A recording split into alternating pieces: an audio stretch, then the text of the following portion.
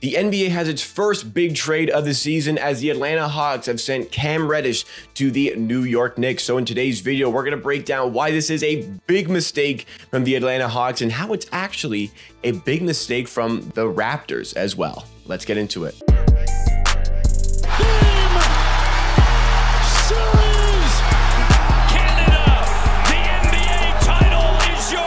Welcome NBA Raptors fans. This is Amateur Sports, the channel where we get NBA content with a primary focus on the Toronto Raptors with at least 4 videos coming out every single week. We do a primary focus on the Raptors on this channel, but in 2022, we want to find some new ways to get to general NBA content as well. And I think this is the perfect opportunity to do so. So if you like what you see from today's video, you want more of myself talking about the NBA and videos and content just like this, then make sure you are subscribed to the channel. We're getting so close to 8,000 subscribers, and I would really appreciate if you helped the channel get there by subscribing, and I promise you will not regret it. But today's video, I thought it was a great opportunity. I've been talking about going to some general NBA content, and this is the first chance I think that I have gotten to do so with this Cam Reddish trade. And I really feel like it does have a bit of an effect on the Raptors, because I feel like the Hawks, they have made a royal mistake here, and I think the Raptors as well really missed out on this one. So I think there's a mistake from them, but we will get to that. The trade in question, biggest trade of the season so far, the Atlanta Hawks have sent Cam Reddish, Solomon Hill, and a 2025 second-round pick via Brooklyn to the New York Knicks in exchange for a heavily protected first-round pick from Charlotte, as well as Kevin Knox. Now, on the surface, looking at this one, I mean, the New York Knicks, they got a steal on this one. The Atlanta Hawks, in my opinion, have seriously undervalued Cam Reddish in this trade. I don't know what you guys think. I haven't really looked online a lot at what the consensus about this trade is, but this is a huge undervaluation of Cam Reddish. I mean, he's not like some phenomenal player, but there is definitely some potential there within the player. Very, very early 20s, showing some good signs of improvement this season, and the Atlanta Hawks have just given up on him for a really protected first-round pick. You're going to see in a second, as well as just a bust, just a plain and simple bust in Kevin Knox. Kevin Knox not really shown anything since going to the New York Knicks. I mean, he was destined for failure after wearing the Fortnite suit to the draft, but a bust, absolutely a bust. Maybe he can find a new edge to his game in Atlanta. I think it's inherently possible, and just a new destination helps unlock something, but there's no indication that that is the case. And this pick, I mean, guys, take a look at the protection. This pick is protected more than Fort Knox. This season, it is top 18 protected. In 2023, next season, it is top 16 protected. In both 2024 and 2025, it is top 14 protected. And then if you make it all the way to 2026, well, then there is no protection at all. But the way the Charlotte Hornets are developing and playing, I doubt that that will come into play in 2026. So you're not getting a lottery pick out of Cam Reddish. Like, you're almost guaranteed to not get a lottery pick out of Cam Reddish, a player who was drafted 10th overall out of Duke. And I said this in a previous video about Cam Reddish. The reason he was drafted so high, his stats from college playing at Duke, they were a little bit underwhelming, but there was a lot of potential in this player because he was a good defender and he was hyper athletic. He had the bounce and the quick twitch that would lead to some really, really good prospects. He just hasn't really quite developed into that in Atlanta. I thought it was a great pick when it happened. I thought it was a really good pick when it happened. And I still believe it's a decent pick, and I still believe there is some potential there because, you know, Cam Reddish is still a young player. But I mean, the return, I mean, the Knicks, oh my goodness, they got off like bandits in this one. Getting Cam Reddish for that first was great. They got rid of Kevin Knox. I think that's a minor W from the New York Knicks, get him off the roster. But you also get Solomon Hill, which is, you know, not nothing. Like, that's an okay role player. That's somebody who can be in rotation if there's injuries or people missing. And you also get a nice little asset in a 2025 first-round pick. And I'm just trying to make sense of this whole ordeal. Cam Reddish putting up a little bit of a career year this season. He's getting the least amount of minutes he's ever gotten, but he's averaging the highest amount of points at nearly 12. The field goal percentages, I mean, the 40% from the field isn't great, and he's shooting about 38% from 3. This is his best season yet, and he is developing into a pretty good 3-and-D type of player, a guy who, you know, won't be your focal point on offense, but somebody who can certainly help you out, even if he's coming off the bench, which he has been in a lot of cases for the Hawks. He's a good scorer off of the bench, and when he had to start games because players were in health and safety protocols, he put up his 2 first 30-point games of his career. And the Hawks have decided they do not want to go forward with Cam Reddish. That's fine to me. If they don't think Cam Reddish is their guy, they don't want to pay him at the end of the season, give him his rookie extension because he's eligible for that extension at the end of this season. That makes a little bit of sense. Why the Hawks, who are coming off of an Eastern Conference Finals appearance, why the Hawks decided not to get a player that will help them now in this doesn't make any sense. And the reality is the pick they've gotten, they're probably not going to get like a sensational prospect. They're going to probably get, a solid player in the draft in those positions. I mean, draft is, hit or miss, but they'll probably get a solid player in the draft based on the way that pick is protected.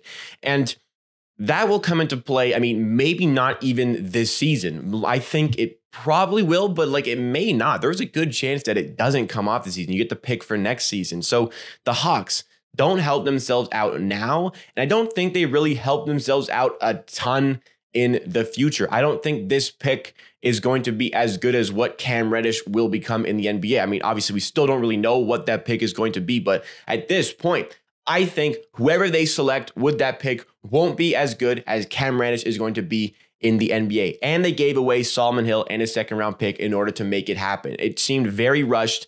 And when it happened, the first reports came out that the Hawks were looking for just a first-round pick. And I'm like, hey, they're probably looking for a high pick, but if they're looking for something that's decently protected, I would jump all over that as the Toronto Raptors. Give them next year's pick, top 10 protected.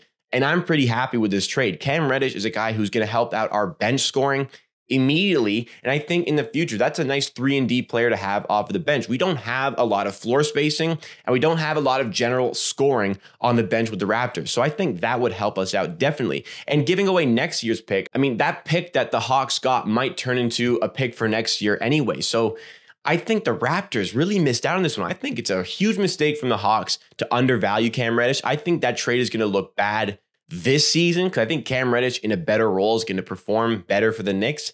And I think that trade long-term is going to look ugly for the Atlanta Hawks. So I thought the Raptors really should have jumped on this one if that was the valuation, which it clearly is. I mean, they gave away a pick that was higher protected than I would have given away. I would have given away a top 10 for next season. The Raptors this season looks like we're trying to make the playoffs. If we end up, falling out, if we end up tanking, then I wouldn't have given away this pick. Next season, the Raptors, there's definitely an expectation that the team is going to be good. So I thought the Raptors should have 100% jumped on this trade negotiation, but it just seems like that wasn't the case. It didn't seem like we were interested. I don't know. I don't know if other teams were interested. I don't know if Cam Reddish had some say in the destination, maybe wanted to go play with RJ Barrett, but this is really, really puzzling. Not even just a little bit. This is really, really puzzling. I'm just trying to understand what the Hawks have decided. So right now, I think they're 17-23, out of the playoff positions, and I guess they're feeling like this isn't the year, which is a bit of a letdown for Hawks fans because they did make the Eastern Conference Finals last season, but they're probably looking at Trae Young. He's still really young. He's playing really well. He might be an all-star starter this year. So they're probably looking at that and thinking that, okay, we got some time. Let's not try to confine us with the cap situation with Cam Reddish. We still have time to sort this team out. We've got the 3-and-D players we need. We got enough of those perimeter guys. So maybe Cam Reddish isn't necessary, but even if that is the case, I think they really could have gotten a better pick. I mean, there's still just under a month level for the trade deadline to figure that out. And even so, I mean, even if the Hawks, they want to get rid of Cam Reddish, I can understand that. They should have gotten a player that helps them out now. Last season, I mean, the Hawks, they were the 5th seed, ended up getting to conference finals, which was, pretty good. And the big turnaround was about this point in the season. They'd started out not tremendously, and they went on a really big run to end off the season, which got them in that good position. They went into the playoffs hot. I think that's what helped them get to the conference finals. So there's still time for that team to turn things around. I mean, look at the Raptors. We were out of the playoff positions. We're talking about tanking potentially. Then we run off 6 wins in a row, and we're right back in the thick of things. So all things in this season can just turn around really quickly. But the Hawks, it seems like, have just decided maybe this season is not it.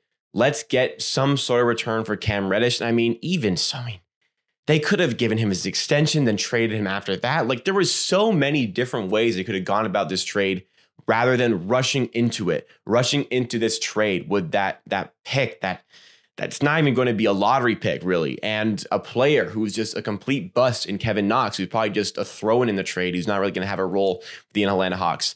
I am confused what the Hawks are trying to do with this one. The Knicks get out like bandits, and I'm even more confused that the Raptors did not get themselves in this deal. Like if Cam Reddish was available with his upside, I mean the quick twitch he has, the athleticism he has, already good shooter, already good defender. You can fine-tune, if you can fine-tune that interior game, get that field goal percentage up, this is a really good player for your team. He's not a superstar, he's not a star, but this is a player who's absolutely going to help out your team.